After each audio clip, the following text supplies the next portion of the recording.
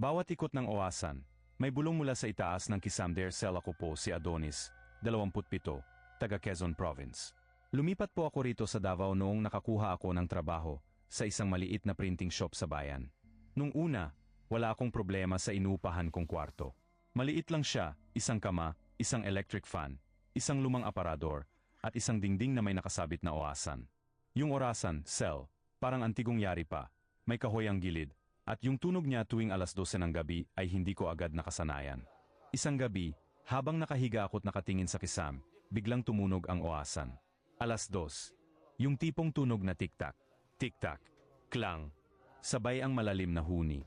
Hindi naman ako natakot, pero bigla akong nakarinig ng boses. Pabulong. Mabilis. Parang may binibigkas.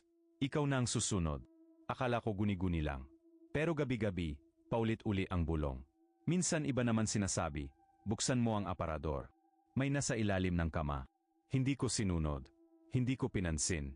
Pero habang tumatagal, parang lumalakas ang boses. At parang, bumababa siya. Isang gabi, habang sinusubukang matulog, naamdaman ko na parang may tumutulo mula sa kisam. Akala ko tubig. Pero pagtingin ko, dugo yung tumulo sa gilid ng kama ko. Amoy kalawang. Malapot. Tiningala ko ang kisam, wala naman butas. Walang kahit anong pwedeng pagdaluyan. Kinabukasan, kinausap ko ang may-ari ng bahay. Ang sabi niya, ay ang kwarto mo? Dati kasing tindahan yan. May tumirad yan na lalaki. Tahimik. Pero isang araw, natagpuang patay, nakabitin sa kisam. Hindi ko alam kung anong bumalot sa katawan ko. Paa akong nilamig. Hindi ako nakapagsalita.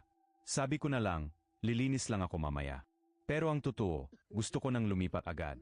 Nung gabing yon, hindi ako nakatulog. Nilagyan ko ng kumot ang kisam. Pinalitan ko rin ang oasan ng bago. Pero kahit wala na yung lumang orasan, naririnig ko pa rin ang klang. Tuwing 2:00. At kasama pa rin nito ang mga bulong. Doon ko naisip, baka hindi ang oasan ang may problema. Baka yung oas. Baka yung mismong 2:00. At nung gabing iyon, pagpatak ng 2:00, hinilang bulong ang dumating. May tumayo sa harap ng kama ko. Nakayuko. Parang basang-basa ang buhok. Wala akong makita sa mukha. Basta, alam kong hindi ako mag-isa. Hindi siya gumalaw. Pero ramdam kong nakatingin siya. Maya-maya, bumigkas siya ng isa pang bulong, mas malinaw. Dito ka na. Sobra na ang mga lumipat. Tumakbo ako palabas. Kahit wala akong sapatos. Kahit gabi. Sa takot, bumalik ako sa boarding house kinabukasan lang. Bitbit ang isang pari mula sa parokya. Pinabasbasan ko ang buong kwarto. At mula noon, tumigil ang bulong.